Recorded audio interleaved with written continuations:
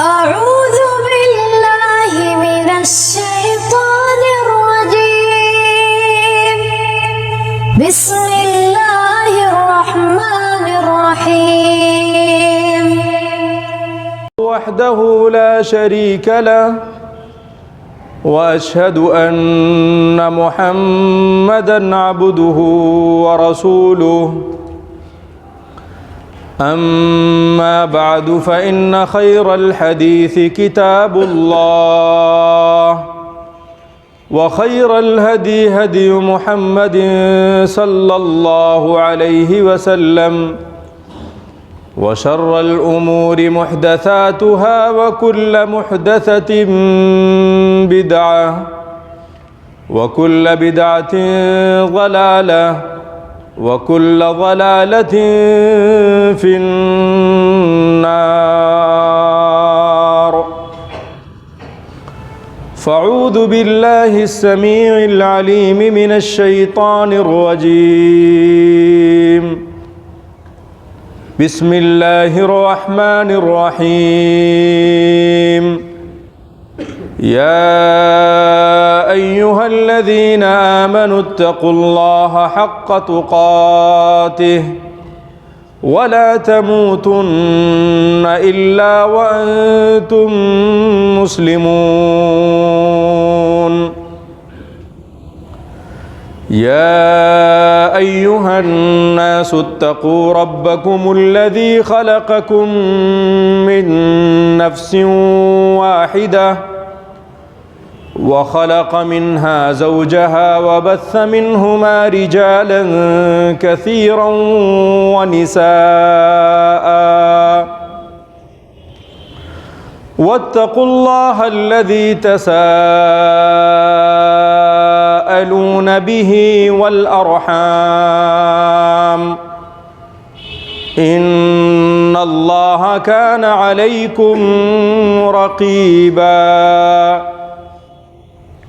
يا أيها الذين آمنوا اتقوا الله وقولوا قولا سديدا يصلح لكم أعمالكم ويغفر لكم ذنوبكم ومن يطع الله ورسوله فقد فاز فوزا عظيما.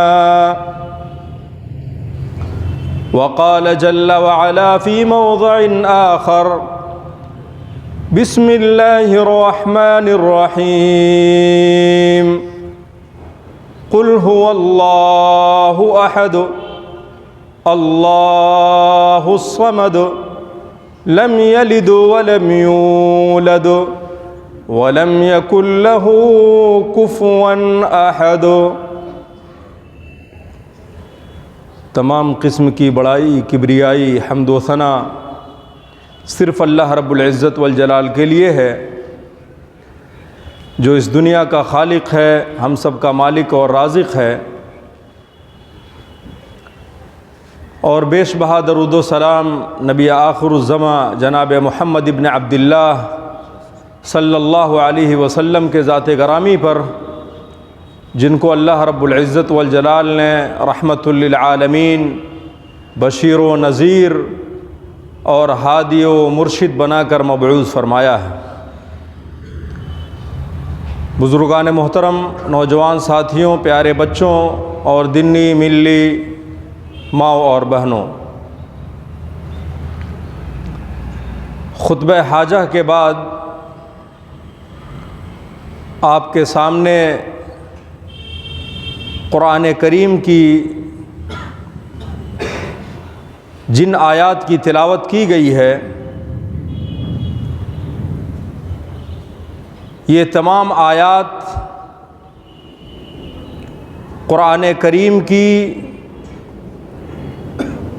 ان چند چھوٹی سورتوں میں سے ہیں جن کے تعلق سے پیارے نبی صلی اللہ علیہ وسلم نے بہت ساری فضیلتوں کا تذکرہ فرمایا ہے۔ بطور خاص ان آیات کے تعلق سے جن کی تلاوت آپ لوگوں نے سماعت فرمائی، ہم سب جانتے ہیں کہ یہ چھوٹی چھوٹی 4 آیتیں سورہ اخلاص کی آیتیں ہیں،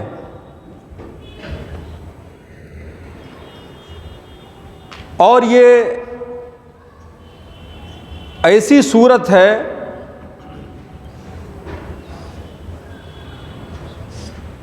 جس کی فضیلت سے تقریباً ہر انسان واقف ہے۔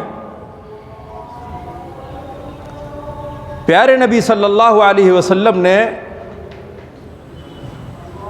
بہت ساری فضیلتوں کا تذکرہ فرمایا ہے اس چھوٹی سی سورت کے حوالے سے۔ یہی وجہ ہے کہ صحابہ کرام رضوان اللہ تعالی علیہم اجمعین کثرت سے اس سورت کو پڑھا کرتے تھے، اور پڑھنے سے پہلے پورے اخلاص کے ساتھ اس سورت پر عمل پیرا ہوتے تھے۔ جہاں تک رہا مسئلہ اس سورت کی فضیلت کا، تو اس کی اہمیت کا اندازہ آپ اس سورت کے نام سے لگا سکتے ہیں۔ قل هو اللہ احد اللہ الصمد لم یلد ولم یولد ولم یکن لہ کفوا احد۔ اس سورت کا نام ہے سورہ اخلاص، اور ہم سب جانتے ہیں کہ اخلاص کے معنی کیا ہیں۔ آئیے اس کی باریکی میں جانے سے پہلے ہم یہ جاننے کی کوشش کرتے ہیں کہ آخر اس سورت کی فضیلت اتنی زیادہ پیارے نبی صلی اللہ علیہ وسلم نے کیوں بیان فرمائی ہے،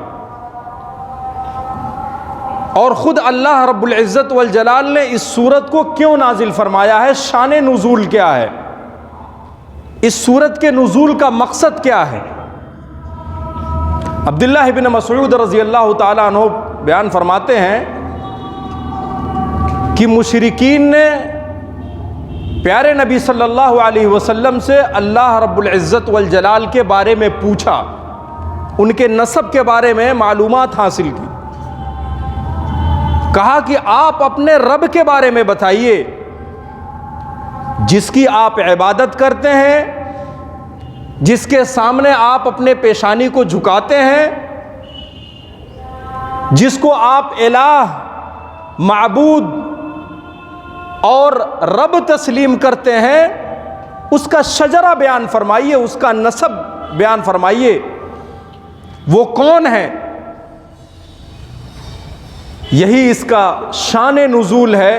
مشرکین نے جب سوال کیا اللہ کے بارے میں پیارے نبی جناب محمد الرسول اللہ صلی اللہ علیہ وسلم سے، تو اللہ تعالیٰ نے اس چھوٹی سی سورت کو نازل فرمایا، اور اس سورت کے اندر اللہ تعالیٰ نے اپنی ذات کا تذکرہ کیا، بطور خاص اپنے بارے میں بتایا، اپنی ذات کا تذکرہ کیا، پھر اپنی صفات کا تذکرہ کیا، اور اس کے بعد اپنے افعال کا تذکرہ کیا۔ بہت چھوٹی سی سورت ہے لیکن توحید سے بھرپور ہے، اور یہ چھوٹی سی سورت اتنی زیادہ فضیلت کی حامل صرف اسی لیے ہے کہ اس چھوٹی سی سورت کے اندر اللہ رب العزت والجلال نے پورے توحید کا نچوڑ نازل فرمایا ہے۔ توحید کے تعلق سے اس سے عظیم سورت پورے قرآن کریم میں کوئی اور آپ کو نہیں ملے گی۔ اسی لیے پیارے نبی جناب محمد الرسول اللہ صلی اللہ علیہ وسلم کا فرمان ہے، جو اس سورت سے محبت کرتا ہے، اس سورت کو پڑھتا ہے، اللہ تعالیٰ ایسے شخص سے محبت فرماتا ہے۔ اور مائی عائشہ صدیقہ بیان فرماتی ہیں، کہتی ہیں کہ اللہ کے رسول صلی اللہ علیہ وسلم نے ایک سریہ بھیجا، ایک لشکر تیار کیا اور اس کو روانہ کیا، اور اللہ کے رسول صلی اللہ علیہ وسلم کی عادت مبارکہ تھی، یہ ان کی سنت تھی کہ جب آپ کوئی ڈیلیگیشن بھیجتے، کوئی وفد بھیجتے، کوئی لشکر بھیجتے تو اس میں ان کا امیر منتخب فرماتے، اس ڈیلیگیشن کا حکمراں منتخب فرماتے۔ اور اسی طریقے سے پیارے نبی صلی اللہ علیہ وسلم کی یہ بھی سنت تھی کہ اب جب آپ سفر پہ نکلتے یا سفر پہ کسی کو روانہ کرتے تو وہاں بھی آپ کسی کو امیر اور رہنما اور پیشوا منتخب فرماتے تھے۔ یہ پیارے نبی علیہ الصلاۃ والسلام کی سنت ہے جو آج ہمارے سماج اور معاشرے میں نہیں ہے۔ بہت مخصوص حلقے میں یہ چیز پائی جاتی ہے، وہاں اہتمام ہے، وہاں امیر بنایا جاتا ہے، اور مختلف محلوں میں، مختلف جگہوں پہ، مختلف شہروں میں، مختلف ملکوں میں لوگ جاتے ہیں، یہاں اس سنت کو انہوں نے زندہ کیا ہے۔ ہمیں چاہیے جو کتاب و سنت کے سچے حاملین ہیں، سچے عاملین ہیں، وہاں چاہیے کہ اس سنت کو زندہ کریں۔ ماں عائشہ صدیقہ بیان فرماتی ہیں اللہ کے رسول صلی اللہ علیہ وسلم نے جب اس لشکر کو، اس سریے کو روانہ کیا تو وہاں اس سریہ کے امیر کو خصوصی ہدایات دی، اور اس ہدایات کے مطابق میں اس تفصیل میں نہیں جانا چاہتا، پیارے نبی صلی اللہ علیہ وسلم نے اس ڈیلیگیشن، اس لشکر کو روانہ کیا۔ یہ لشکر جب روانہ ہوا تو صحابہ کرام نے دیکھا، اور یہ بھی سنت مبارکہ تھی کہ پیارے نبی صلی اللہ علیہ وسلم جس کو امیر منتخب فرماتے، جس کو حکمراں منتخب فرماتے، جس کو رہنما بناتے، وہی نمازوں کی قیادت کرتا، وہی امامت کرتا۔ صحابہ کرام رضوان اللہ تعالی علیہم اجمعین نے اس سفر میں دیکھا کہ اللہ کے رسول صلی اللہ علیہ وسلم نے جس کو امیر منتخب کیا تھا وہ ہر نماز میں اس سورت کی تلاوت کرے۔ ہم سب جانتے ہیں کہ ہر نماز کے اندر، بلکہ ہر نماز کی ہر رکعت میں سورہ فاتحہ کی تلاوت فرض ہے۔ اسی طریقے سے وہ صحابی رسول جن کو اللہ کے رسول صلی اللہ علیہ وسلم نے امیر منتخب فرمایا تھا اس لشکر کا، وہ سورہ اخلاص کی پابندی سے ہر نماز کی ہر رکعت میں تلاوت فرماتے۔ صحابہ کرام نے جب یہ دیکھا اور سنا تو ان کو بڑا تعجب ہوا کہ آپ جس طریقے سے سورہ فاتحہ کی تلاوت کرتے، سورہ فاتحہ کے بعد کوئی اور سورت یا قرآن کریم کی کسی اور سورت کی بعض آیات کی تلاوت فرماتے یا نہیں فرماتے، لیکن سورہ اخلاص ضرور پڑھتے۔ صحابہ کرام کو بہت عجیب معلوم ہوا، لیکن وہاں انہوں نے ان سے کچھ دریافت نہیں کیا، پوچھا نہیں، وہاں انتشار برپا نہیں کیا۔ ایک نئی چیز انہوں نے دیکھا، ایک نئی چیز انہوں نے سیکھی، اور ان کے کانوں تک ایک نئی چیز پہنچی، لیکن ان تمام چیزوں کو وہ دیکھتے رہے اور امیر کی اطاعت کرتے رہے۔ فلما رجعوا الى المدینہ، حدیث کے الفاظ ہیں جب وہ مدینہ واپس تشریف لے آئے صحابہ کرام رضوان اللہ تعالی علیہم اجمعین، تو ان میں سے چند لوگ اللہ کے رسول صلی اللہ علیہ وسلم کی خدمت میں حاضر ہوئے اور بتایا کہ اللہ کے رسول صلی اللہ علیہ وسلم، آپ نے اس لشکر کے امیر کو کیا یہ خصوصی ہدایت کی تھی کہ آپ نماز میں ایسا ایسا کریں؟ کہا نہیں۔ اور پھر اس کے بعد یہ سارا واقعہ بیان فرمایا، اور اللہ کے رسول صلی اللہ علیہ وسلم سے پوچھا کہ آپ مجھے بتائیں کہ اس کی وجہ کیا ہے کہ وہ ہر نماز میں سورہ اخلاص کی تلاوت پابندی کے ساتھ کرتے تھے۔ اللہ کے رسول صلی اللہ علیہ وسلم نے جواب دینے سے منع فرمایا اور کہا کہ اس کا جواب وہی دیں گے جنہوں نے تمہیں نمازوں میں سورہ فاتحہ کے ساتھ ساتھ سورہ اخلاص کی تلاوت کی۔ صحابہ کرام گئے اس لشکر کے امیر کے پاس اور ان سے دریافت کیا اور سارا ماجرا بتایا، کہا کہ اللہ کے رسول صلی اللہ علیہ وسلم کے پاس گئے تھے، اس سوال کے جواب کے لیے انہوں نے آپ کے طرف بھیجا۔ انہوں نے بتایا کہ میں اس سورت کو اس لیے ہر نماز میں اور ہر نماز کے ہر رکعت میں پڑھتا کہ اس کے اندر اللہ رب العزت والجلال نے اپنی وحدانیت کا تذکرہ فرمایا ہے، اپنی توحید کا تذکرہ فرمایا ہے، اور اللہ کی وحدانیت اور اللہ کی توحید سے بڑی کوئی چیز نہیں اس دنیا میں. لہٰذا مجھے اس سورت سے بہت زیادہ محبت اور پیار ہے. صحابہ کرام رضوان اللہ تعالی علیہم اجمعین نے پیارے نبی جناب محمد الرسول اللہ صلی اللہ علیہ وسلم کو جب یہ بتایا کہ اس سورت سے محبت اور اللہ کی ذات اور اس کی صفات اور اس کے افعال سے محبت ہے، اور اس محبت کے نتیجے میں وہ ہر نماز میں سورہ اخلاص کی تلاوت کرتے ہیں. اللہ کے رسول صلی اللہ علیہ وسلم بیان فرماتے ہیں، بخاری شریف کی روایت ہے کہ ان کو بتا دو کہ اللہ تعالیٰ بھی آپ سے اسی طرح محبت کرتا ہے. میرے بھائیو، یہ سورہ اخلاص کی فضیلت اور اخلاص، اس سورت کے نام سے اس سورت کی فضیلت اور اس سورت کی اہمیت کا آپ اندازہ لگائیے. بہت سارے ایسے لوگ ہیں جو اس سورت کے فضیلت سے واقف نہیں ہوں گے، اور اسی طریقے سے اس دنیا میں بہت ساری ایسی چیزیں ہیں جس سے ہر انسان واقف نہیں ہے. لیکن جو انسان تیز ہوتا ہے، جس کے اندر حصول علم کی طلب ہوتی ہے، آگے بڑھنے کا جذبہ، شوق ہوتا ہے، اسے معلوم نہیں، لیکن وہ ظاہری چیزوں کو دیکھ کر اس کی حقیقت تک پہنچنے کی کوشش کرتا ہے. اور ایسا انسان جس کے اندر طلب ہو، جس کے اندر شوق ہو، جس کے اندر جذبہ ہو، ایسا انسان منزل مقصود تک جلدی پہنچتا ہے. لہٰذا جو لوگ قرآن کریم کی صورتوں سے واقف نہیں ہیں، اس کے فضیلت سے واقف نہیں ہیں، اس کی اہمیت سے واقف نہیں ہیں، اس صورت کے اندر کن چیزوں کا تذکرہ کیا گیا ہے اس سے واقف نہیں ہیں، تو کم سے کم ان کے اندر یہ طلب ہونی چاہیے کہ سورت کے نام سے اس سورت کے مضمون تک پہنچنے کی کوشش کریں. یہ سورہ اخلاص، اخلاص کے معنی کیا ہیں ہم سب جانتے ہیں. اللہ تعالیٰ نے سب سے بنیادی شرط لگائی ہے کسی بھی عبادت کے لیے اور کسی بھی کام کے لیے. سب سے بنیادی اور اہم شرط کیا ہے؟ اخلاص کا ہونا. اسی لیے اللہ جل شانہ نے قرآن کریم میں کیا کہا؟ وَمَا أُمِرُوا إِلَّا لِيَعْبُدُوا اللَّهَ مُخْلِصِينَ لَهُ الدِّينَ. سب سے اہم اور بنیادی شرط، اساس ہے عبادتوں کی، بغیر اخلاص کے کوئی عمل قابل قبول نہیں ہے. اس سورت کا نام اخلاص کیوں رکھا گیا؟ اس لیے کہ اس کے اندر اللہ تعالیٰ نے اپنے توحید کا تذکرہ فرمایا. بہت سارے لوگ ہیں جو اللہ کی توحید کو مانتے ہیں، اس کی ذات کو تسلیم کرتے ہیں، اس کے صفات کو تسلیم کرتے ہیں، اس کے افعال کو تسلیم کرتے ہیں، لیکن اس کے اندر اخلاص نہیں ہے.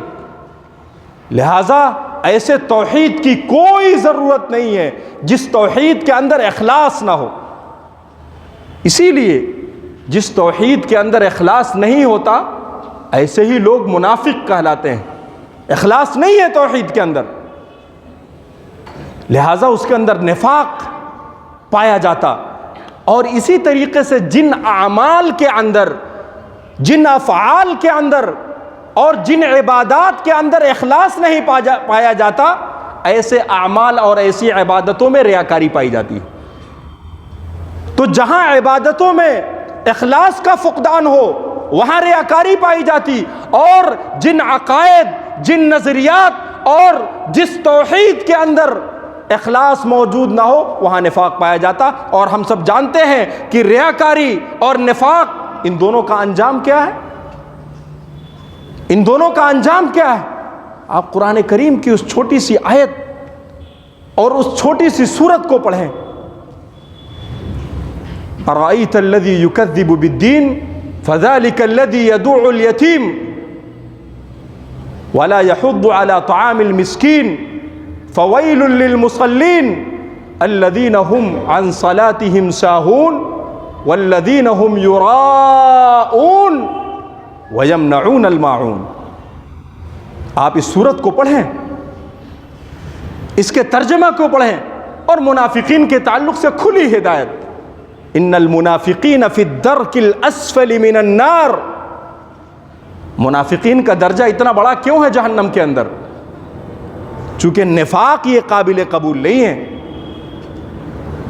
لہٰذا اس سورت کا نام اخلاص یعنی عقیدہ توحید کے اندر اخلاص سب سے بنیادی اور سب سے اہم چیز ہے۔ اور ہم سب جانتے ہیں کہ اللہ رب العزت والجلال نے اس دنیا کو سجایا کیوں، اس دنیا کو بسایا کیوں، انبیاء کرام علیہم الصلاۃ والسلام کو بھیجا کیوں، انسانوں اور جناتوں کی تخلیق کیوں فرمائی، اس کی سب سے بنیادی اور اہم سبب یہی توحید ہے۔ اسی توحید کے لیے اللہ تعالیٰ نے ہمیں پیدا فرمایا، آپ کو پیدا فرمایا، اسی توحید کے لیے اس پوری کائنات کو بسایا، اور اسی توحید کے لیے انبیاء کرام علیہم الصلاۃ والسلام کے سلسلے کو صرف توحید۔ اسی لیے آپ قرآن کریم میں دیکھیں گے کہ اللہ رب العزت والجلال تمام انبیاء کرام علیہم الصلاۃ والسلام کو ایک میدان میں کھڑا کر کے صرف اس توحید کی بات کرتا ہے، صرف اس توحید کی بات کرتا ہے۔ اور آگے اللہ تعالیٰ بیان فرماتا ہے وَلَقَدْ بَعَثْنَا فِي كُلِّ أُمَّةٍ رَسُولًا أَنِ اعْبُدُوا اللَّهَ وَاجْتَنِبُوا الطَّاغُوتَ۔ یہی نہیں کہ اجمالی طور پر اللہ تعالیٰ نے رسولوں کو اس دنیا میں بھیجا، نہیں، بلکہ توحید کی جڑوں کو مضبوط کرنے کے لیے اور اللہ کی وحدانیت کو انسانوں کے سینوں میں رچانے اور بسانے کے لیے اللہ تعالیٰ نے جب کسی سماج اور کسی ملک اور کسی امت اور کسی جماعت کے اندر پیغمبر کی ضرورت پڑی، اللہ تعالیٰ بھیجتا رہا۔ اور اسی کی طرف اس آیت کریمہ کے اندر اشارہ فرمایا وَلَقَدْ بَعَثْنَا فِي كُلِّ أُمَّةٍ رَسُولًا۔ مقصد کیا تھا انبیاء کے بھیجنے کا؟ حضرت آدم کو بھیجنے کا، حضرت عیسیٰ کو، موسیٰ کو، یوسف کو، ہارون کو، پوری لمبی فہرست ہے۔ اس دنیا میں بھیجنے کا مقصد کیا تھا؟ ان اعبدوا اللہ، صرف ایک اللہ کی عبادت ہو، واجتنبوا الطاغوت، اور یہی نہیں کہ آپ صرف ایک اللہ کی وحدانیت کا اقرار کریں، یہ توحید کے منافی ہے۔ جہاں آپ ایک اللہ کو، ایک معبود کو، ایک مسجود کو تسلیم کرتے ہیں، وہیں آپ پر یہ فرض ہے کہ تمام معبودان باطلہ کا انکار کریں۔ آپ بغیر اس بات کے اور بغیر نفی کے عقیدہ توحید کبھی مکمل نہیں ہو سکتا۔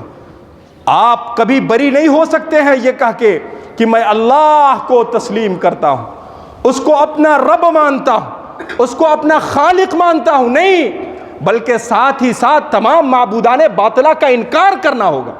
یہ بنیادی جز ہے میرے بھائیوں، اور اللہ رب العزت والجلال نے تمام انبیاء کرام علیہم الصلاۃ والسلام کو اس دنیا میں صرف اس توحید کے استھاپنا کے لیے بھیجا، اس کی جڑوں کو مضبوط کرنے کے لیے بھیجا، اللہ کی وحدانیت کو لوگوں تک پہنچانے کے لیے انبیاء کرام علیہ الصلوۃ والسلام کو بھیجا۔ اور قرآن کریم خود ہمارے آخری نبی جناب محمد الرسول اللہ صلی اللہ علیہ وسلم کے بارے میں کیا کہتا ہے؟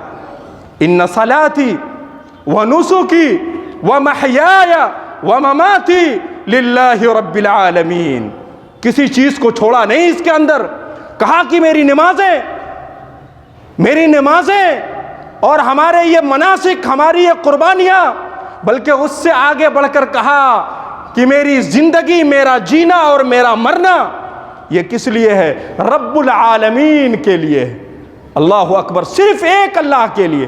اور کیا آپ نے سنا نہیں پیارے نبی علیہ الصلوۃ والسلام کا جرم کیا تھا؟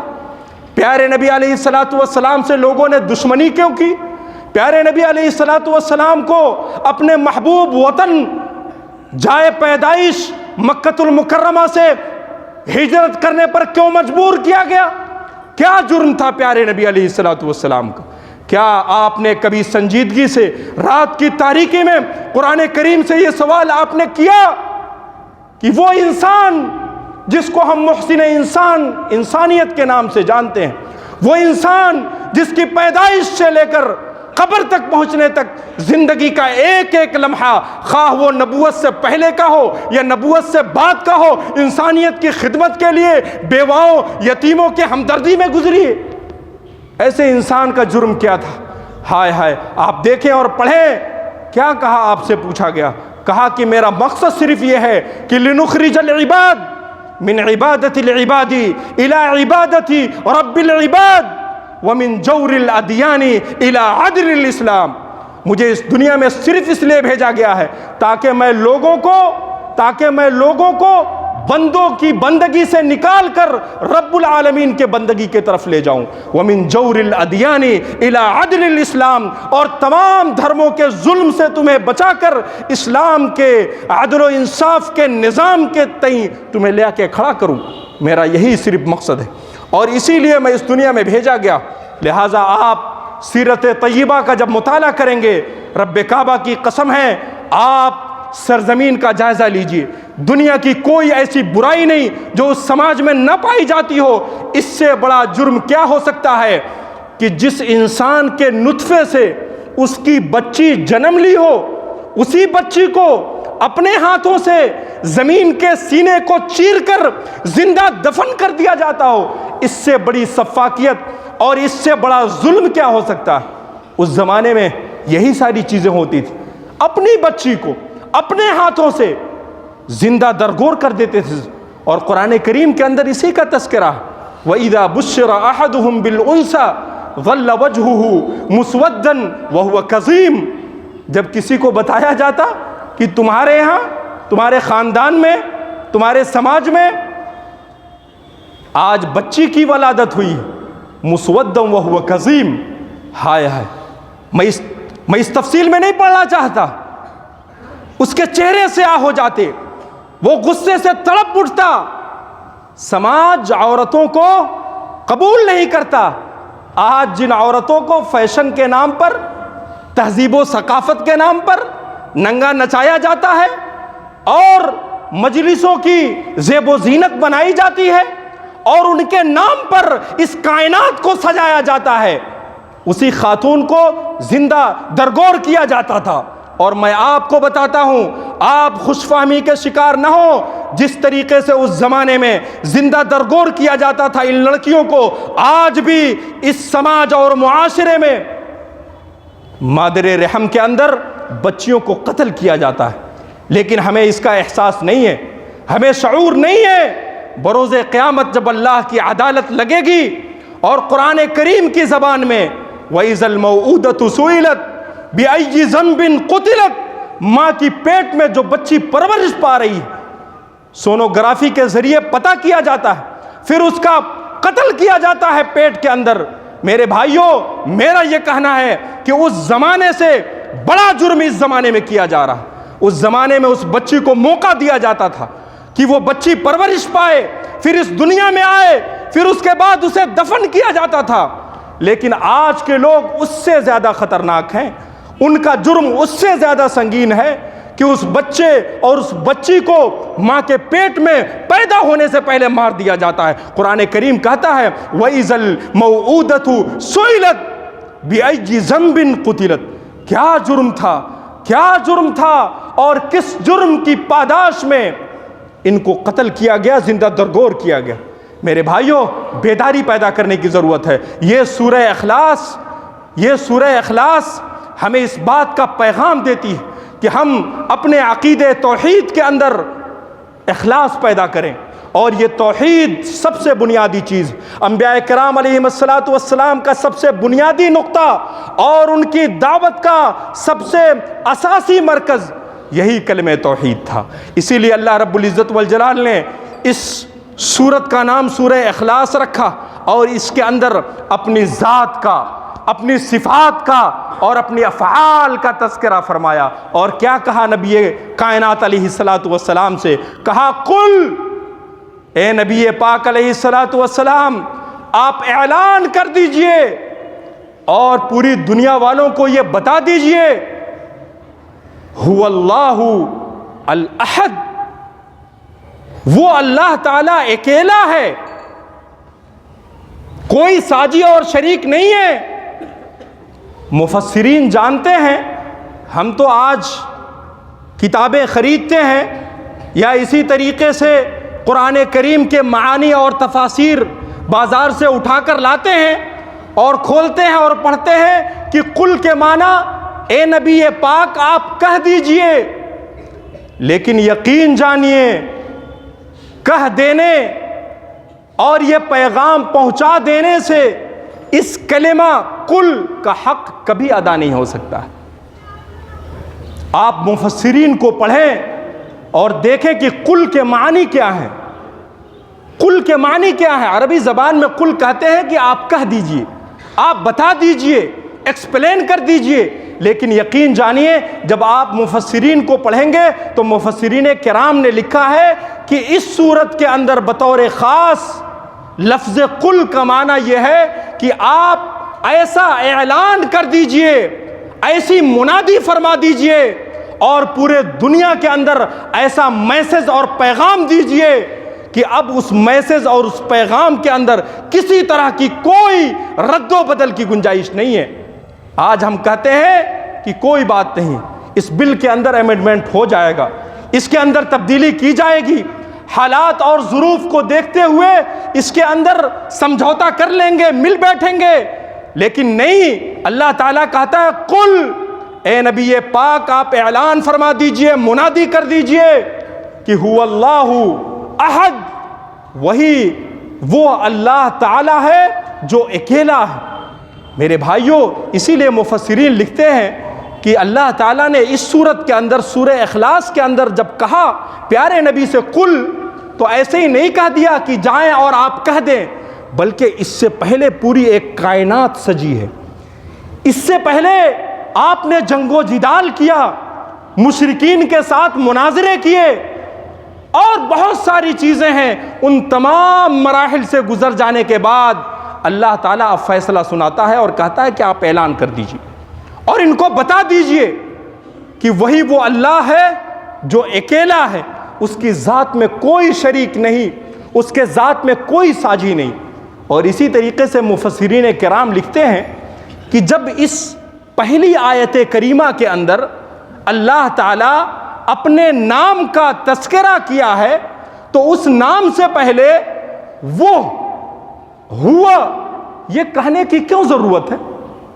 جب خود اللہ تعالیٰ اپنا نام اس صورت کے اندر ذکر کر رہا، لہٰذا اس ہوا کو ہم شان کہتے ہیں، یہ ضمیر شان ہے. اللہ رب العزت والجلال کے نام کے تذکرے سے پہلے اس کا ذکر کیا گیا ہے. اس سے پتہ یہ چلتا ہے کہ اللہ تعالیٰ اپنی شان کا تذکرہ فرما رہا، اپنی عظمت کا تذکرہ فرما رہا. اسی لیے اس صورت کی اتنی زیادہ فضیلت اور اتنی زیادہ عظمت ہے کہ نبی پاک آپ اعلان کر دیجئے کہ وہ اللہ تعالیٰ اکیلا ہے، اللہ الصمد، وہ بے نیاز ہے، ساری دنیا اس کی محتاج ہے، وہ کسی کا محتاج نہیں.